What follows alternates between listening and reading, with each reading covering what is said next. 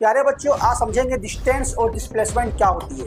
यदि कोई भी व्यक्ति अपना पूरा रास्ता को तय करती है, मान लीजिए व्यक्ति है ए से बी की ओर जा रहा है, तो ए से बी की ओर जा रहा है, उतना रास्ता को पूरा कर रहा है, तो इसे क्या बोलेंगे? डिस्टेंस बोलेंगे।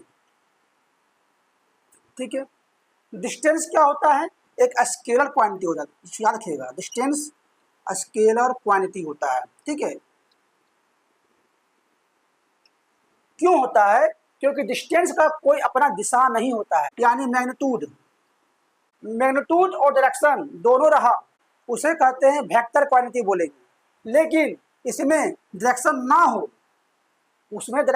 हो, उस क्वांटिटी को बोलते हैं स्केलर क्वांटिटी बोलते हैं।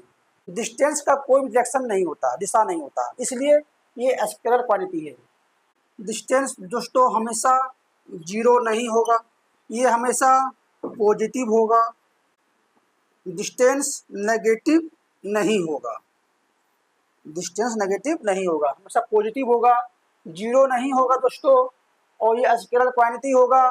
ठीक है, इसे याद रखिएगा। मान लीजिए आपका घर है, ठीक है दोस्तों, ये आपका घर है और घर से जा रहे हैं बाजार, मार्केट जा रहे हैं सामान लेने के लिए। मान लीजिए मार्केट है 20 से मार्केट हो गया, बाजार हो गया, और इसका दूरी मान लीजिए 20 किलोमीटर है।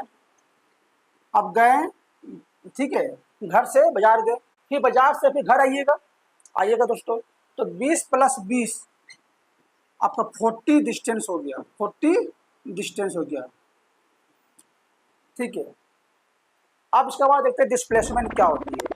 शॉर्टेस्ट डिस्टेंस को डिस्प्लेसमेंट कहते हैं।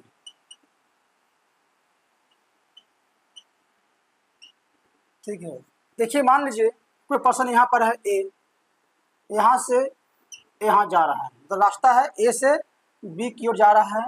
ठीक है, लेकिन इसका शॉर्टेज डिस्टेंस क्या होगा? ई होगा। ठीक, इसको क्या बोलेंगे? डिस्प्लेसमेंट।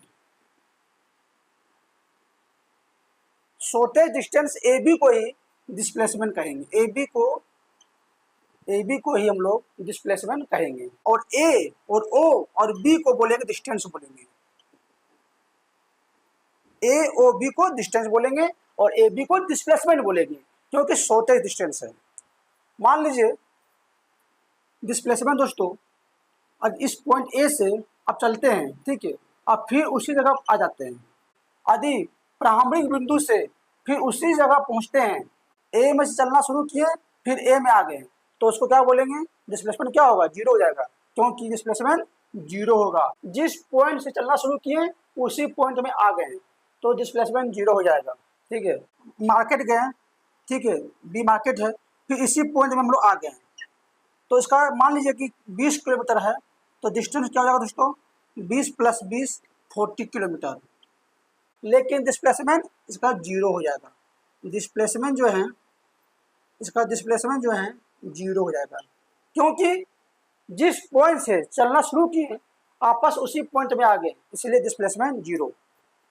ठीक है, याद रखिएगा, डिस्प्लेसमेंट जो है जीरो हो सकता है, डिस्प्लेसमेंट पॉजिटिव भी होगा और नेगेटिव भी होगा। डिस्प्लेसमेंट वेक्टर क्वांटिटी होता है, क्यों होता है बताते हैं। देखिए, वेक्टर क्वांटिटी हमेशा मैग्नीट्यूड प्लस डायरेक्शन को शो करता है। आप यहाँ पर खड़े हैं, आप घूम के इधर आ गए, इसी पॉइंट में आ गए दोस्तों, तो इसका भी डिस्प्लेसमेंट क्या होगा? जीरो ही होगा। क्लोज लूप हो गया, जहाँ क्लोज लूप बनेगा दोस्तों वहाँ पर डिस्प्लेसमेंट जीरो होगा। थैंक दोस्तों, आशा करता हूँ हमारा वीडियो आपको समझ में आया होगा। नेक्स्ट वीडियो में समझेंगे वेलोसिटी और स्पीड में क्या डिफरेंस है। थैंक्स, मिलते हैं नेक्स्ट वीडियो में।